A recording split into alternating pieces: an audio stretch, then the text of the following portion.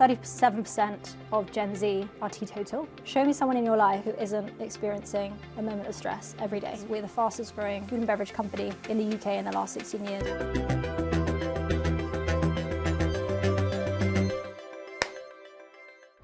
Welcome to The Big Question, the series from Euronews where we delve deep into the world of business.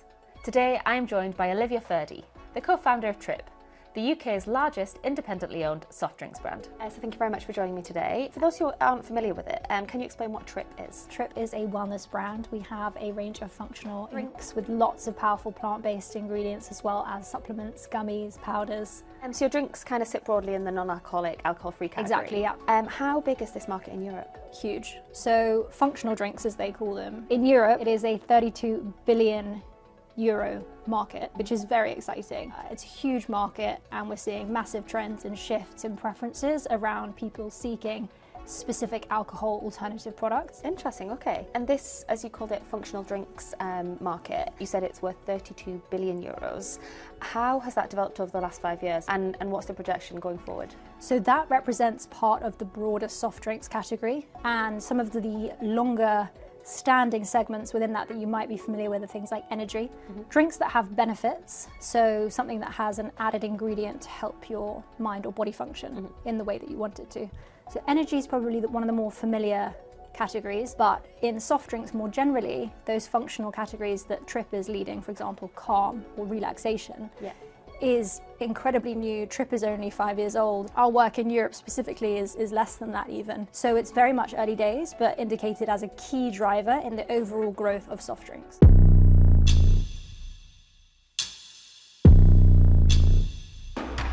So then looking a little bit at your personal story, you founded Trip back in 2019. Yep. And then you've seen some kind of phenomenal growth over the past 2 years. Can you tell me a little bit more about that? I'm on a mission to create these moments of calm and everyday chaos. It's been going 5 and a bit years now. So we've grown incredibly quickly. That comes with its own challenges, but it's been an incredible journey. We sell in over 30,000 stores across Europe, the UK, the USA. So we're the fastest growing food and beverage company in the UK in the last 16 years. We've topped the Sunday Times 100 twice, which is unheard of. So you can imagine the kind of hecticness that comes with that. But we've raised over 25 million euros of funding. We are the largest privately owned soft drinks company in the UK, with big ambitions across the US and Europe, so very excited. What do you think has really driven your success as I a would business? say everything about the product we are obsessed about. It's got to be the most delicious drink you've ever had, not the most delicious functional drink, not the most delicious healthy drink, not the most delicious low sugar drink,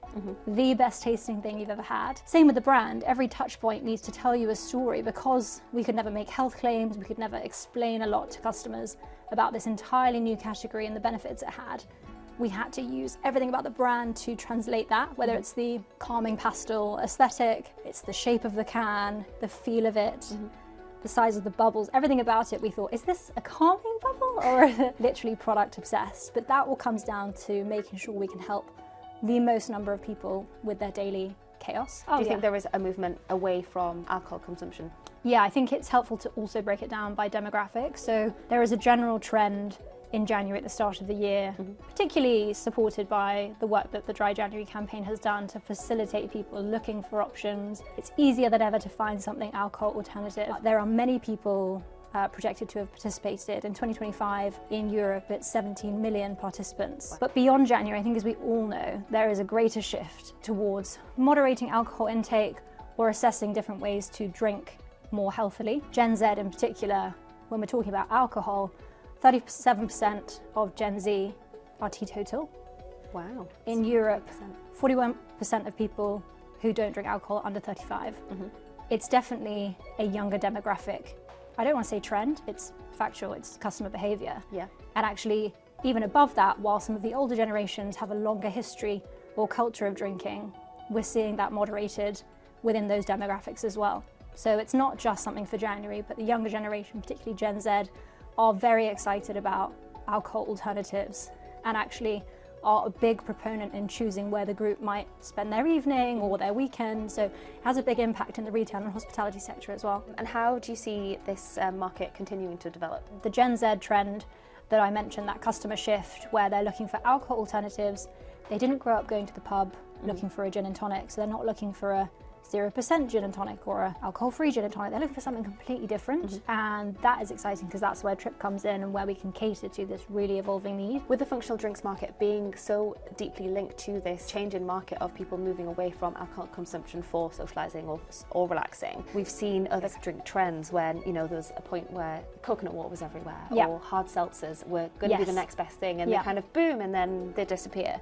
Do you think the functional drink space has potential to be not just a fad? Definitely. I think if we zoom out from functional, there's a broader conversation about health. For me personally, I've noticed a lot of narratives and engagement since COVID, and the understanding that what you consume directly impacts your mental health and your physical health.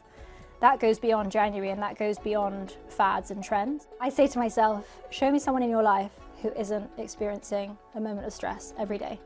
And sadly, whether it is your mum, your friend, your colleague, the bus driver, we all have these feelings of tightening, of overwhelm, unfortunately. And you can't control the outside world. And unfortunately, I think the way the world is continuing to evolve, the scary landscape that we're looking at on a macro level, it's always going to be there. So there's always going to be that need, I think, for this sort of exceptional product. Thinking about expanding into new markets, are there any difficulties, particularly with maybe restrictions around CBD, for example? Yeah. Well, every market has different regulations with that specific ingredient, but that is one of about 7 functional ingredients we have in our products, and each one actually does often have a nuance from a regulatory perspective. CBD specifically is quite challenging when you're looking at an international framework. It's essentially a patchwork of regulation.